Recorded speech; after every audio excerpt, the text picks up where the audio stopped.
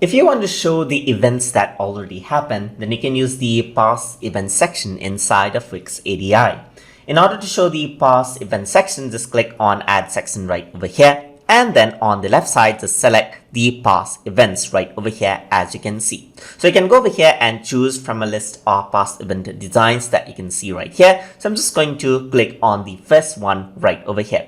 So once I click over here, you can see that there's past events section right over here that you can edit with. So simply go over here and here are the past events, as you can see. So you can turn on and off the heading right over there. You can work around with the header subtitles. You can enable header paragraph, add in a media over here, and add in a header button as well. So here are list of items that you can add in as past events. So you can just go over here and edit this out. So over here, this is the past event, as you can see, and you add in the date right over here. Let's say, for example, is January 12 right over there, and 2018, just like that. So just like that, what happens is that the past event is updated over here, just like that.